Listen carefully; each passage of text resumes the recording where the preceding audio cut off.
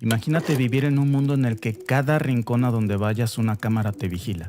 Un mundo en el que la libertad no solo se ha perdido, te la han condicionado. No puedes contradecir al gobierno.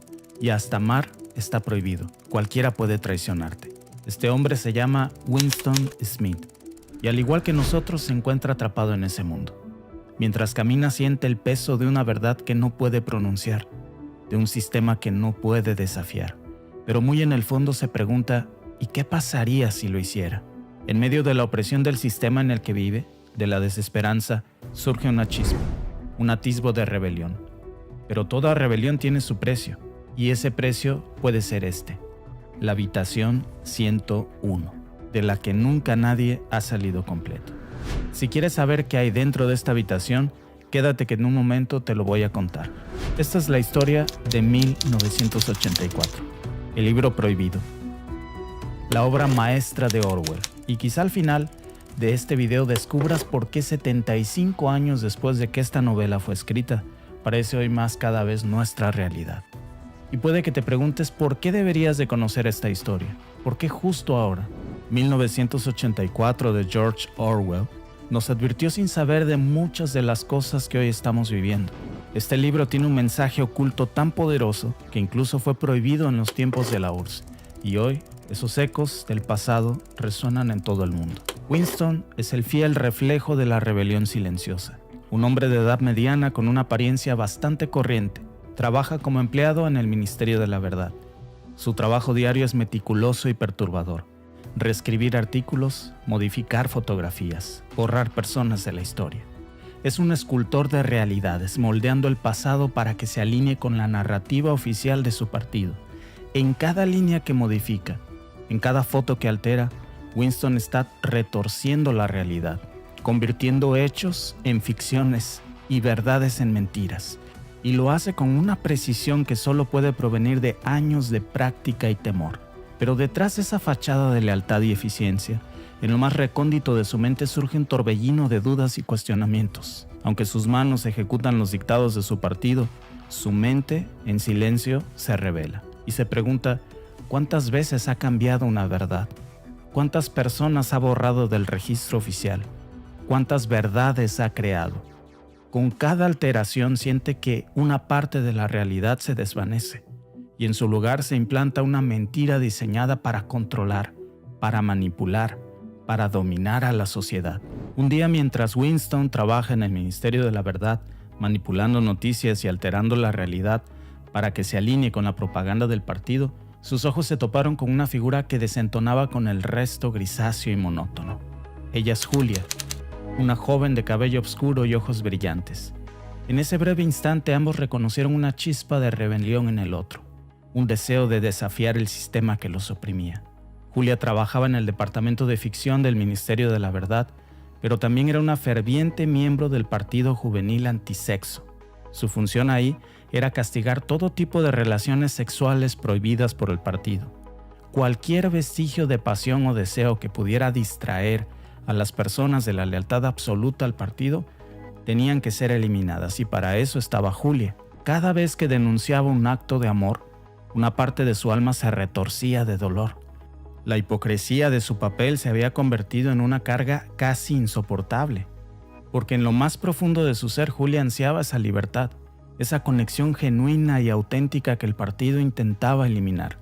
Winston, por su parte, con su naturaleza introspectiva y su capacidad para ver más allá de la superficie, percibió esa lujuria en Julia. Aunque sus roles en el ministerio los colocaban en lados opuestos, ambos compartían el anhelo de una resistencia y desafío. Cada encuentro clandestino entre ellos, cada roce, cada susurro, se convertía en un acto de rebelión contra el sistema que intentaba oprimirlos. Un día los dos se encontraron en un rincón escondido y alejado de las omnipresentes cámaras del gran hermano que los vigilaban. El lugar era una pequeña habitación en una de las zonas más viejas y deterioradas de la ciudad, un resquicio del pasado, un oasis en su presente distópico. La habitación estaba adornada con muebles viejos, papel tapiz descolorido y sin la omnipresencia del gran hermano vigilándolo con sus cámaras. Winston tenía el corazón tan acelerado porque sabía que lo que estaba a punto de hacer con Julia era prohibido, estaba castigado como una traición, pero había algo más fuerte que lo empujaba hacia Julia, un anhelo de humanidad y conexión que había olvidado que estaba ahí. Julia, por su parte, enfrentaba un torbellino de emociones más complejas. Trabajando en el departamento de ficción del Ministerio de la Verdad, era parte de esa liga antisexo y condenaba cualquier acto de pasión y promovía la represión sexual. Había sido adoctrinada en la creencia de que el amor y la pasión eran peligrosos, distracciones que te alejaban del partido. Pero en ese momento allí estaba, totalmente desnuda frente a Winston. No solo se quitó toda su ropa frente a él, también se había quitado todas sus doctrinas y prejuicios. Todo ese adoctrinamiento se desvanecía, reemplazado por un deseo genuino de amor. Mientras sus labios se encontraban en cada beso, en cada caricia, era una afrenta directa al partido. Un acto de rebelión en sí mismos, pero más allá de eso era un recordatorio de su humanidad, de su capacidad para sentir y conectarse en un mundo que intentaba eliminar precisamente sus sentimientos. Con cada momento que pasaba, se sumergían más en sus emociones, dejando atrás sus roles preestablecidos y permitiéndose simplemente ser ellos. En su mente, Julia luchaba contra la culpa y la programación. ¿Cómo podía condenar algo que se sentía tan bonito y tan real? Por su parte, Winston se enfrentaba a sus propios demonios también, temiendo las consecuencias, pero al mismo tiempo maravillado por la profundidad de su conexión con Julia. Cuando finalmente se separaron, ambos sabían que habían cruzado una línea imperdonable, que sus vidas ya no volverían a ser iguales. Habían probado la dulzura de la libertad y la autenticidad. Y aunque el mundo exterior continuara con su implacable marcha hacia la conformidad, dentro de ellos ya había nacido una chispa de resistencia. Otro personaje clave en esta historia es O'Brien, un miembro de alto rango del partido. En él vemos la personificación del sistema mismo, el entramado de control y la manipulación que mantiene a la sociedad en un estado constante de sumisión. Su relación con Winston es bastante compleja, jugando con las líneas entre la confianza y la traición, la desesperanza y la desesperación. Sus momentos de esperanza con Julia y su inevitable enfrentamiento con el partido nos muestran las profundidades a las que un sistema opresivo puede llegar para mantener el control y lo que puede costarnos como sociedad desafiarlos. Y aquí está la verdadera tragedia en esta novela. En 1984 no solamente es una historia de un hombre contra un sistema, es la historia de la humanidad enfrentando sus peores temores sobre la pérdida de su libertad. Con esta narrativa, Orwell nos lanzó hace 75 años una advertencia sobre los peligros del totalitarismo y la complacencia. Su mensaje fue tan poderoso que leer 1984 era un acto prohibido en la URSS. Ese fue el reconocimiento quizás más involuntario del poder que encierra un libro. Un poder que radica en la capacidad de cuestionarnos, de dudar, de desobedecer. Porque las autocracias por su naturaleza le tienen siempre miedo a la disidencia y a la libre expresión. Porque eso amenaza el delicado tejido de control que la sostiene. Y 1984 es la antítesis perfecta de la conformidad. Es un acto revolucionario. Y ahora parece que vivimos cada vez más dentro del mundo de Winston, donde el control y la vigilancia del gran hermano, una nueva agenda mundial, nos rodea a diario. Hoy la percepción de Orwell en 1984 parece menos una fantasía distópica y más una advertencia premonitoria. Nos ordenan a dónde ir y a dónde no ir. Nos dicen cuándo salir y cuándo quedarnos en casa. Nos dicen qué usar y qué debemos ponernos en nuestros cuerpos sin que cuestionemos por qué. Los sistemas de vigilancia ya no se limitan a cámaras o postes en las esquinas. Ahora llevamos voluntariamente dispositivos que rastrean nuestra ubicación, nuestras compras e incluso nuestras interacciones sociales. 1984 es más que un libro. Es un llamado a la resistencia, a la defensa de lo que es nuestro por derecho. Lo único que nos quedaba, la libertad de decidir sobre nuestros cuerpos y nuestra intimidad, nos fue quitado. Por cierto, ¿quieres saber qué había dentro de la habitación 101? Imagínate un lugar donde cada susurro de la oscuridad es la promesa de un tormento insufrible, donde el aire es tan espeso, con un olor del miedo que se te aferra en la garganta. No era simplemente un cuarto de tortura extrema, es el centro del terror, diseñado meticulosamente por expertos para quebrar la esencia de cada persona que allí entraba.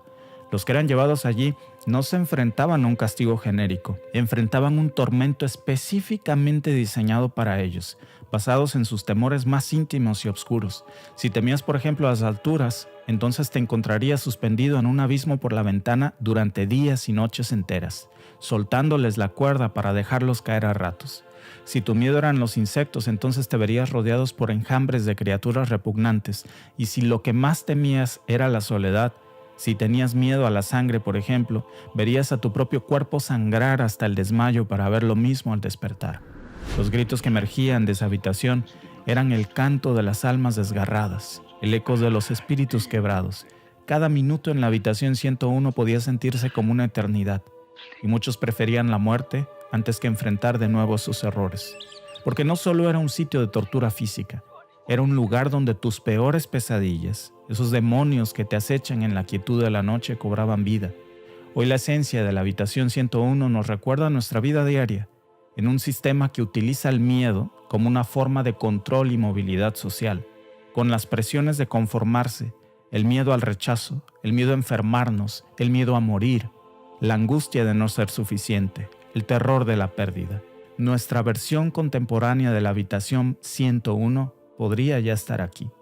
La habitación 101 nos recuerda que el control y el poder no siempre residen en cadenas o celdas.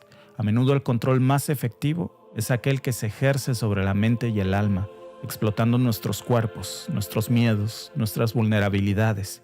En nuestra lucha diaria es muy importante por eso reconocer y enfrentar esos miedos, para que no se conviertan en las cadenas que nos atan y nos impiden vivir plenamente. Ahora ya estarás dándote cuenta que muy en el fondo 1984 no es solo una historia de Winston, Smith y Julia en su lucha contra el partido. Es la historia de cada uno de nosotros, de nuestra lucha constante para encontrar y aferrarnos a la verdad en un mundo que a menudo parece decidido a distorsionarla. Finalmente Julia y Winston son descubiertos en su refugio, el lugar donde se veían a escondidas. Una habitación en el segundo piso de la tienda de antigüedades de Charrington se convirtió en una trampa mortal. Sin que ellos lo supieran, una telepantalla, una cámara de vigilancia del partido, se encontraba escondida detrás de una pintura en la pared. Ese detalle les costaría la vida y su relación. Los amantes son capturados por la policía del pensamiento en un ataque sorpresa. El mismo Charrington, quien les había alquilado la habitación y les había vendido objetos del pasado, revela su verdadera identidad como un agente del partido, y él mismo orquesta su detención. Ambos son trasladados al Ministerio del Amor, un siniestro edificio donde el partido lleva a cabo sus más despiadadas tácticas de reeducación. Aquí Winston se reencuentra con O'Brien, pero no como el esperado aliado en su lucha contra el partido. O'Brien es en realidad un alto oficial del partido, un ferviente seguidor de sus ideales. Se convierte en el principal torturador de Winston, sometiéndolo a un proceso de reprogramación mental que lo lleva al borde de la locura.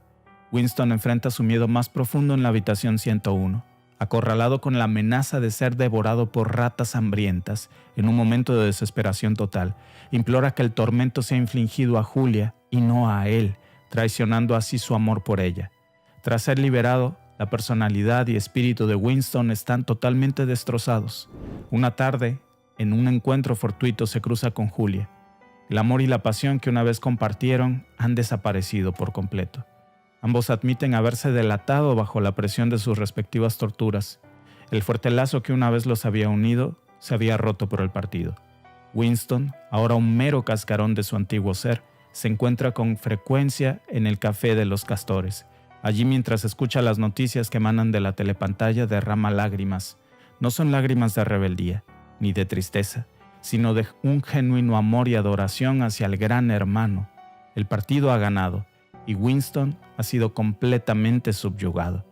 Pero 1984 no es solo una advertencia, es también un mensaje de esperanza. En sus páginas, a pesar de la opresión y el miedo, nos encontramos con actos de resistencia, momentos de verdad y sobre todo un recordatorio de que el espíritu humano, cuando está informado y está alerta, es indomable. Y cerrando este capítulo, quiero agradecer a todos los que me acompañaron en este recorrido breve por 1984. Una obra maestra que nos reta a cuestionar la realidad que nos rodea. Si aún no la has leído, por cierto, te invito a que lo hagas. Este es un testamento del poder de la literatura para iluminar y desafiar las normas que hoy estamos viviendo en nuestra sociedad. Y hablando de desafíos y cuestionamientos, en nuestro próximo video, por cierto, nos vamos a adentrar en un libro que ha causado un revuelo en tiempos recientes.